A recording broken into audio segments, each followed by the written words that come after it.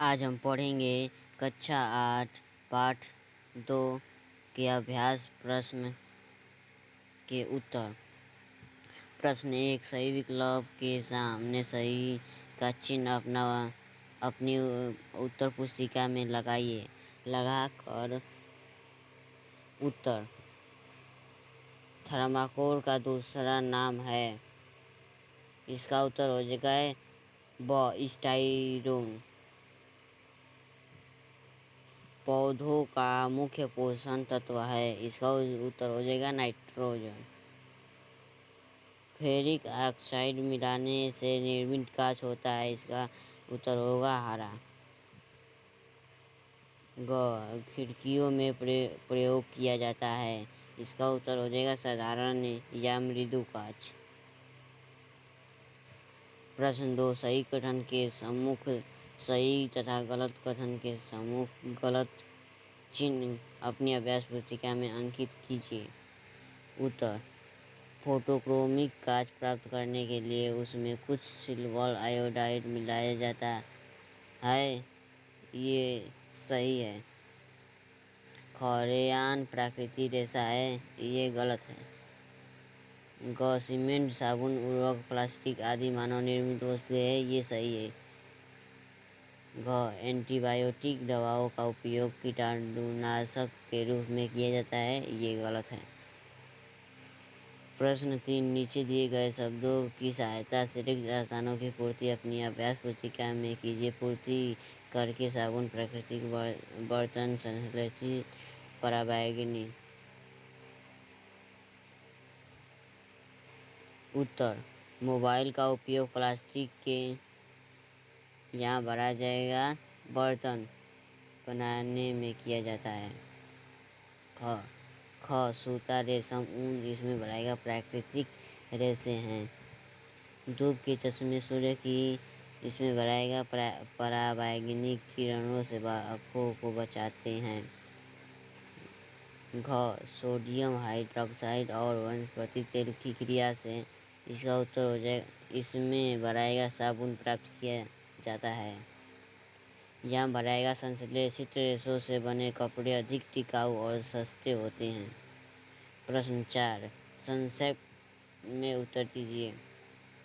प्राकृतिक एवं मानव निर्मित वस्तुओं से आप क्या समझते हैं?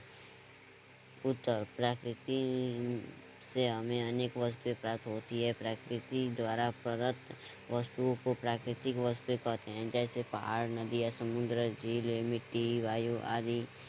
जो वस्तुएं मनुष्य द्वारा निर्मित की जाती है उन्हें मानव निर्मित वस्तुएं कहते हैं। जैसे वस्त्र, कृषि यंत्र, मकान, साबुन, सीमेंट आदि। किन्हीं 4 प्रकार के कांच का नाम लिखिए। उत्तर। कांच के 4 प्रकार निम्नलिखित हैं। पहला, साधारण या मृदु कांच। दूसरा, कठोर कांच। तीसरा, फ्लिप्ड कांच। चौथा, फोटोक्रोमिक कांच। पॉलीथीन, टेफ्लॉन, एक्रिलिक तथा बेकेलाइट के एक एक उपयोग लिखिए। उत्तर। पॉलीथीन का उपयोग थैली बनाने में। टेफ्लॉन का उपयोग नॉनस्टिक बर्तन पर ऊष्मा प्रतिरोधी परत चढ़ाने में। एक्रिलिक का उपयोग कार एवं ट्रकों की खिड़कियों में। बेकेलाइट का उपयोग बिजली के प्लग, स्विच, कंघी, पैन और हत्थे बनाने में किया जाता है। साबुन और अपमार्जक में क्या अंतर है?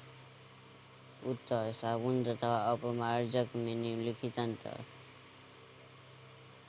साबुन, अपमार्जक में पहला, यह वनस्पति तेल और सोडियम अथवा पोटेशियम हाइड्रोक्साइड की पारस्परिक क्रिया द्वारा बनाया जाता है।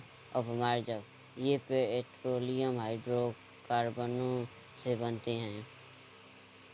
साबुन का दूसरा, कठोर जल के साथ साबुन एक सख्त पदार्थ बनाता है। इस प्रकार न तो झाग बनती है और न ही सफाई होती है। अपमार्जक का दूसरा, ये कठोर जल के साथ भी आसानी से झाग बनाते हैं। इस प्रकार कपड़े सुगमता से साफ हो जाते हैं। ड मृत्तिका क्या है?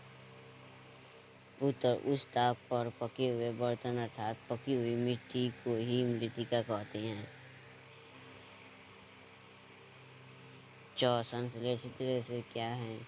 उत्तर मानव निर्मित रेशे जैसे रेयान, नायलॉन, टेरिलिन, डेक्रान, टेरिन आदि प्राकृतिक रेशों के स्थान पर प्रयोग होते हैं संश्लेषित रेशे कहलाते हैं। इनका उपयोग प्राकृतिक रेशों जैसे ऊन तथा रेशम के स्थान पर होता है। संश्लेषित रेशे प्रायः ऊन तथा रेशम की भांति ही दिखने वाले बनाए जाते हैं। प्रश्न 5 खंड क के अधूरे वाक्यों को खंड ख की सहायता से पूरा कीजिए। उत्तर खंड ख पहला मनुष्य अथवा मशीनों द्वारा तैयार की गई वस्तुएं, इसका होगा खंड क की सहायता से पूरा होगा मानव। तीसरा मानव निर्मित वस्तुएं कहलाती है। मकान बनाने में ईंट, सीमेंट, सरिया आदि का प्रयोग किया जाता है। सीमेंट के नए प्लास्टर पर पानी का छिड़काव आवश्यक होता है। कृषि उत्पादन बढ़ाने के लिए उर्वरकों का उपयोग किया जाता है। रेयान रेशों का कृत्रिम रेशा भी कहा जाता है। प्रश्न 6 निम्नलिखित प्रश्नों के उत्तर दीजिए। क भूमि में पोषक तत्वों की पूर्ति के लिए कौन कौन से उपाय किए जा सकते हैं? उत्तर भूमि में पोषक तत्वों की पूर्ति के लिए निम्नलिखित उपाय किए जा सकते हैं। पहला भूमि को जोतकर कुछ समय के लिए छोड़ दिया जाए जिससे पोषक तत्वों की पूर्ति पर्यावरण से स्वतः होती रहे। दूसरा फसल चक्र के नियमों का पालन किया जाए। तीसरा भूमि में पोषक तत्वों की तत्काल पूर्ति के लिए विभिन्न रासायनिक खादों का उपयोग किया जाए। ख धूप में बाहर निकलने पर हम धूप के चश्मों का उपयोग क्यों करते हैं? उत्तर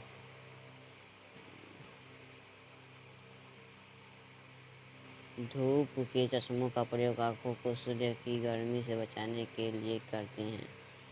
ग संश्लेषित रेशों से बने वस्त्र जल्दी क्यों सूख जाते हैं? उत्तर संश्लेषित रेशों से बने वस्त्र हल्के होते हैं और इनमें सिकुड़न नहीं होती, इसलिए ये जल्दी सूखते हैं।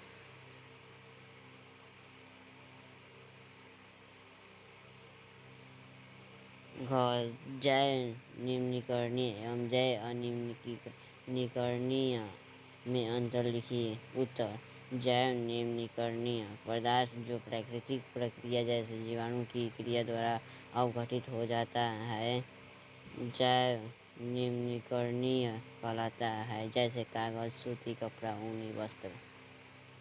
जैव अनिम्नीकरणीय पदार्थ प्राकृतिक प्रक्रियाओं द्वारा सरलता से विघटित नहीं होता। जैव अनिम्नीकरणीय कहलाता है, जैसे प्लास्टिक, थैली या टीन।